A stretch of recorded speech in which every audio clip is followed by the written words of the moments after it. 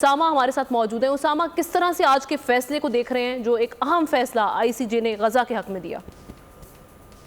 सबसे बड़ी बात तो यह है कि इसराइल की जो दरखास्त थी कि इसको फौरी तौर पर केस को ही खत्म कर दिया जाए, वो नहीं मंजूर हुई। अब जब तक इस पर आगे चलकर प्रोसीडिंग्स होंगी, जब ये सब बातें होंगी, मजीद इसमें शवाहिद सामने आएंगे, तो जाहिर है कि पूरी दुनिया के सामने इसराइल का चेहरा आएगा कि किस तरह उन्होंने निहत्ते फलस्तीनियों को, जिनमें ज्यादा तादाद औरतों और बच्चों की है, उनका कत्ले आम किया है। देखिए, ये जेनोसाइड का केस है, कत्ले आम का केस, और ये बड़ा सीरियस चार्ज है।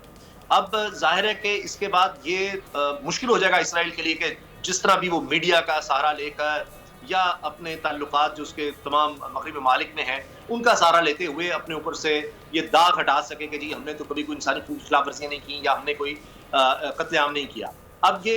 जिस तरह पहले भी कौम तहत में बहुत सी चीजें हैं, उनमें ये इजाफा हो जाएगा और एक प्रेशर उस पर बनता चला जाएगा। अब भी आपने अगर देखा कि जिस तरह लोग निकले हैं, तो तारीखी हवाले से पब्लिक प्रेशर की अगर बात करें, मोबिलाइजेशन की बात करें, तो अब तक इसराइल पर ये सबसे ज्यादा हमने दबाव देखा है, क्योंकि उसने जुल्म भी अब सबसे ज्यादा कर लिया है। लेकिन दूसरा इसका एस्पेक्ट यह है कि फौरी तौर पर ना तो ये कोई बाइंडिंग उस तरह से इसराइल पर है, क्योंकि उसके दोस्त मालिक चाहे अमेरिका और बरतानिया उसके साथ रहेंगे, और ना ही वो ये कत्लेआम अभी फौरी तौर पर रुकेगा। मगर ये जरूर हुआ है कि ये केस चलने से उसकी मजीद बदनामी होगी, लोगों के सामने मजीद हकायक आएंगे, लेकिन इस आईसीजे का बाइंडिंग भी नहीं है, ना ही फौरी तौर पर मुझे लगता है कि जी आईसीजे की तरफ से यह है कि जी आपने हर सूरत इनको रोक देना है, मजीद नहीं करना, क्योंकि इसमें गालिबन जो टर्म इस्तेमाल हुई है कि जी आप ये फलस्तीनी अवाम पर जुल्म बंद कर दें, तो वो तो साफ कहते हैं हम तो उन पर कर ही नहीं रहे, हम तो हमास को टारगेट कर रहे हैं। वो अपने बहाने से ये चीज जारी रखेगा, मगर इंटरनेशनल लेवल पर यकीनन ये इसराइल की एक बहुत बड़ी हार है और ये केस आगे चलेगा। शहजादा जुल्फिकार साहब, आप किस तरह से देख रहे हैं ये फैसला? एक तो ये गजा के हक में आया है, इससे कुछ सूरत हाल बेहतर होगी, हम बेहतरी के आसार नजर आएंगे इसके बाद हमें? देखिए, मुझे कोई बहुत ही ज़्यादा इससे उम्मीद नहीं है, लेकिन एक चीज़ है कि पहले मुसलमान ये बात करते थे, मुस्लिम दुनिया ये बात करती थी, तो उसको कोई तवज्जो नहीं दी जाती थी। ये एक ऐसा फोरम है, एक ऐसा प्लेटफॉर्म है जिससे तशवीश और उसको अमवात का ज़िक्र करना, एक फ़लस्तीनियों का वो केस जो है वो एक प्रूफ हो जाता है। और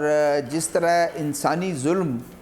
इसमें दो राय नहीं है, इसमें कोई दूसरी वो बात नहीं है, जितना जुल्म और जितना बर्बरियत और जिस तरह बच्चों के साथ, सिविलियन के साथ जिस तरह उसने किया, तो वो उस दूसरी दुनिया में जो नॉन मुस्लिम दुनिया है, वहाँ पर कोई एक आध कोई इस तरह की बात होती थी, कोई ज़्यादा वो नहीं होता था। अमेरिका में भी आप देखें मुजाहरे भी हुए, वेस्टर्न जो कंट्रीज़ हैं वहाँ मुजाहरे भी हुए। इस दफ़ा कोई एक इसराइल के ख़िलाफ़ एक फ़िज़ा हमवार होती दिखाई दे रही है, और इस फोरम से आना एक और एक स्ट्रेंथन करता है उनकी पोजीशन को, इसराइलियों की गनौनी जो एक उन्होंने किया मुसलमानों के साथ, फ़लस्तीनी मुसलमानों के, उनका केस स्ट्रॉन्ग हो जाता है कि उसने जो बर्बरियत की है और जिस तरह सफाकियत से वो उसने बमबारी की है, ना उसने ये देखा कि ये मस्जिद है, ना ये देखा ये हॉस्पिटल है, उसने देखा कि ये रिहायशी इलाका है, ना उसने देखा कि ये, और वो दहशतगर्द कंट्री की ना कहें उसको, क्या कहें, ये तो मुस्लिम दुनिया में ये था। लेकिन यह है कि इस फोरम से इस तरह की बात करना, इस तरह का फ़ैसला आना, इस तरह की उन चीज़ों को उन्होंने एक एंडोर्स किया है कि जो सफाकी उस तरफ से जारी थी, और जिस तरीके से इसराइल ने आम शहरियों को, आम लोग नहीं थे, वेपन उनके पास नहीं थे, उसमें उस रिहायशी इलाकों को, बच्चों को, बूढ़ों को, यानी हॉस्पिटल तक को नहीं छोड़ा, मसाजिद को तक को नहीं छोड़ा, वो एक बहुत ज़्यादा एक स्ट्रेंथन हो जाती है उनकी पोजीशन। ठीक है डॉक्टर फिजा, आप किस तरह से देख रही हैं आज के फैसले को? इसके बाद हम कुछ उम्मीद रखें कुछ रिलीफ के लिए कि गजा के जो मुसलमान हैं उनको कुछ रिलीफ मिलेगा आज के फैसले के बाद, या फिर इजराइल इसको भी हवा में उड़ा देगा?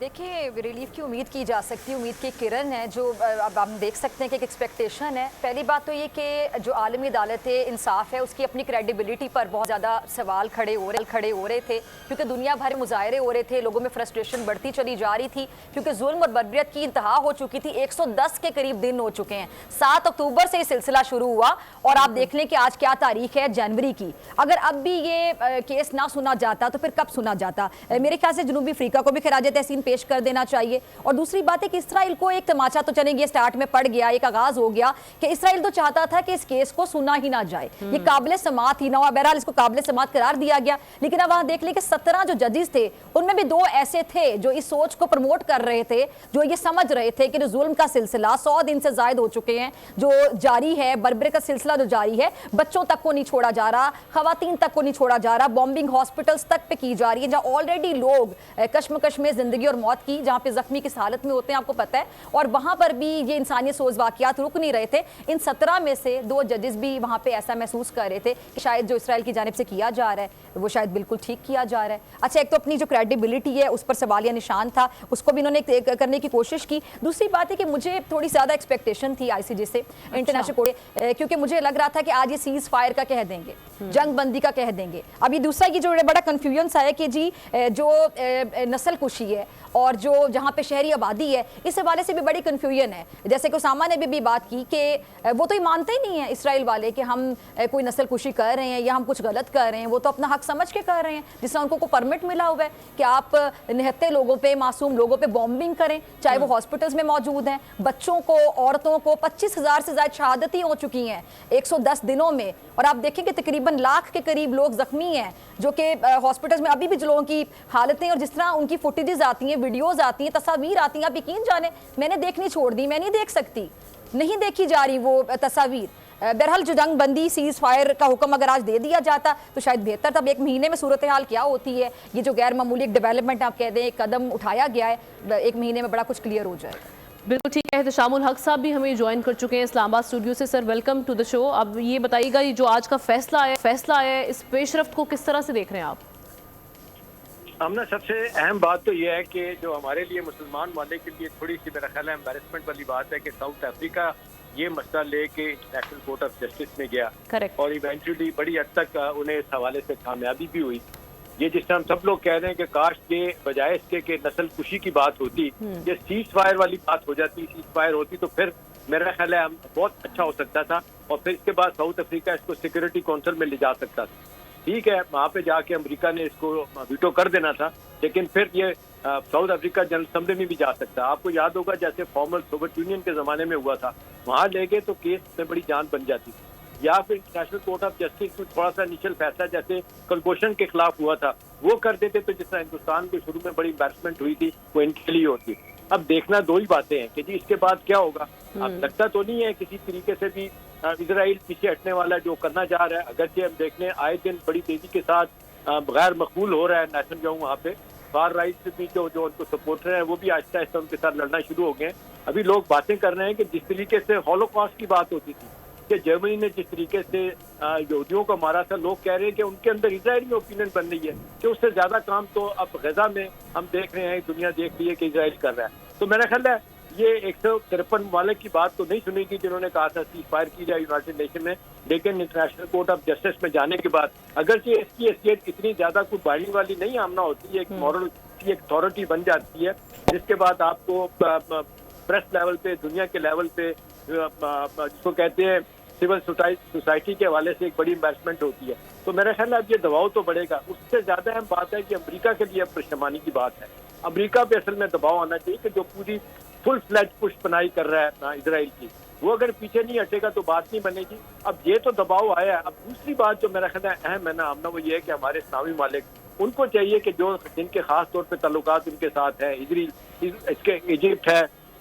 टर्की है, जॉर्डन है, ये अपने थोड़ा सा स्टेप बैक करें। ये कम से कम ट्रेड लेवल पे मामला को कम करने की कोशिश करें। एक स्ट्रॉन्ग मैसेज इजराइल को जाए कि भी इस्लामिक दुनिया जो है ना वो आपसे खुश नहीं है। लेकिन सवाल ये नहीं है, सवाल ये है कि इस वक्त चाइना और रशिया भी जो है ना जिस तरीके से दबाव डालना चाहिए वो भी खामोश है। ये तो बिल्कुल ठीक है, यानी हम ये देख रहे हैं कि इंटरनेशनल कम्युनिटी को जो दबाव एक पर क्रिएट करना चाहिए वो अभी तक हम नहीं देख रहे, लेकिन इस हवाले से ये अहम पेशरफ्त ज़रूर हुई है, एक दबाव ज़रूर आया है ICJ की जानिब से। सब्सक्राइब करें और बेल दबाएं ताकि कोई खबर रह न जाए।